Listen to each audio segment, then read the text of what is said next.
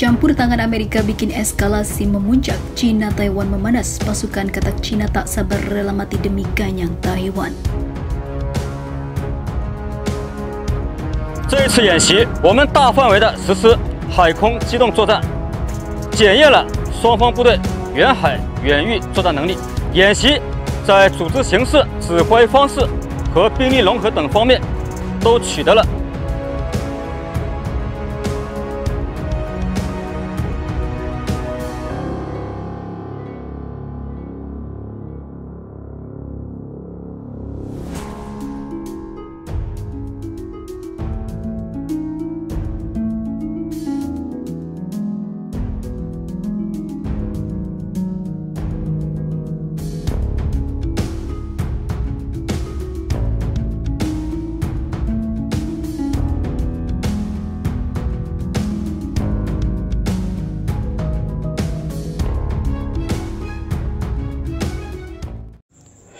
Hai para penonton Central News, sebelum lanjut jangan lupa subscribe dan lanjut tekan tombol Super Thanks.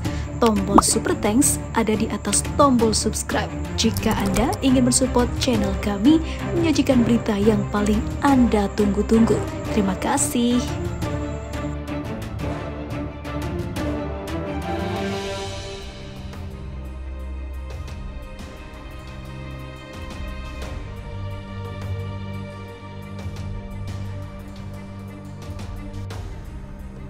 Selain kondisi Ukraina dan Rusia yang menjadi perhatian dunia, kini kondisi China dan Taiwan makin gawat.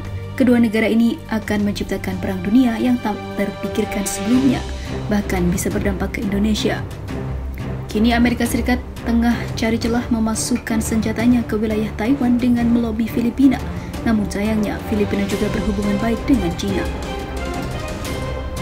Sementara itu, sejumlah prajurit Tentara Pembebasan Rakyat Cina atau PLA menyatakan janji untuk menyerahkan nyawanya jika invasi militer ke Taiwan benar-benar terjadi. Kim Jong-un teriak perang di depan seluruh jenderal Korea Utara dalam dokumenter itu. Diperlihatkan banyak latihan militer dan kesaksian puluhan tentara Cina. Mereka bahkan menyatakan kesediaannya untuk mati dalam serangan potensial terhadap Taiwan atau Republik Cina. Dokumenter yang bernama Chasing Dreams adalah bukti peningkatan nasionalisme Cina untuk menunjukkan kepercayaan militer terhadap kans invasi militer ke Taiwan dan secara implisit juga menunjukkan kekuatan terhadap militer Amerika Serikat yang menentang ambisi merealisasikan satu Cina. Washington juga telah berjanji untuk membantu Taiwan mempertahankan diri jika terjadi invasi. Pada Juli 2023 lalu, pemerintah Joe Biden bahkan mengumumkan paket bantuan militer senilai 345 juta dolar Amerika atau setara dengan 5,24 triliun rupiah untuk Taiwan.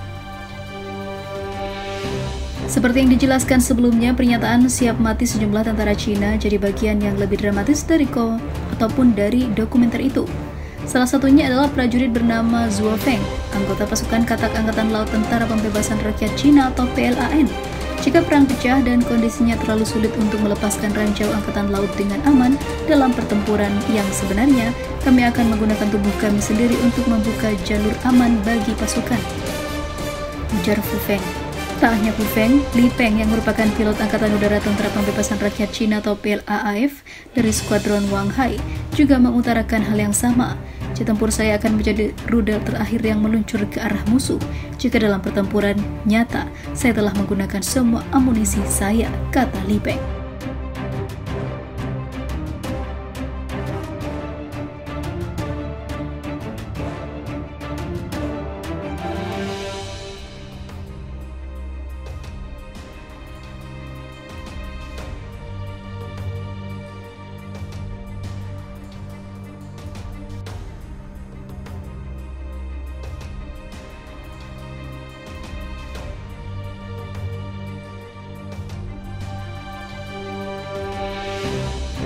Kim Jong-un lawan dominisi Amerika dan luncurkan lebih banyak senjata nuklir yang bisa bikin Amerika Serikat kiamat dan merana. Kim Jong-un makin tanpa henti melawan hegemoni Amerika Serikat dan tidak mempedulikan sanksi dari Amerika Serikat dengan cara meluncurkan lebih banyak senjata nuklir dengan hulu ledak yang bisa menghancurkan Amerika dan mengalahkan keangkuhan dan kesombongan Amerika Serikat yang menjadi polisi dunia.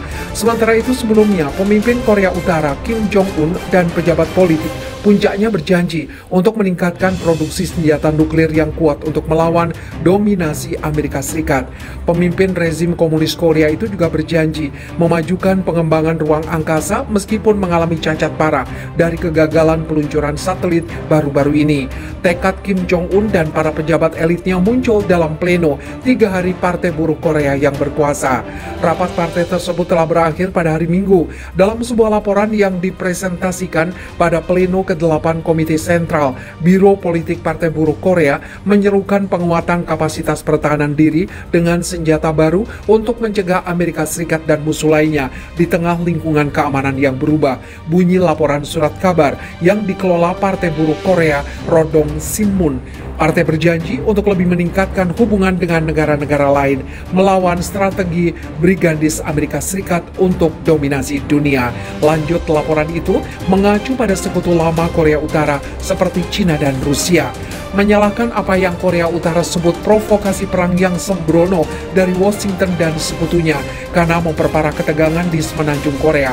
Laporan tersebut menyoroti kemajuan dalam pengembangan senjata nuklir sebagai langkah besar di jalan untuk memperkuat kemampuan pencegahan nuklir Korea Utara. Biro Politik meminta sektor pertahanan nasional untuk secara konsisten mematuhi orientasi pengembangan senjata nuklir, memperkuat kekuatan nuklir dengan meningkatkan produksi senjata nuklir yang kuat, imbuh laporan KCNA, media milik negara korut. Biro Politik menginstruksikan para ilmuwan untuk menganalisis penyebab kegagalan berhasil meluncurkan satelit pengintai militer lainnya pada tanggal awal. Partai Buruh Korea juga membahas pencapaian target ekonomi utama, tetapi mengakui kekurangan dan pelanggaran yang mempengaruhi kemajuan tersebut. Secara khusus, Biro Politik memperhatikan kemajuan dalam konstruksi, menyatakan bahwa tahun ini telah menyaksikan proyek terbesar yang pernah ada dalam sejarah konstruksi negara.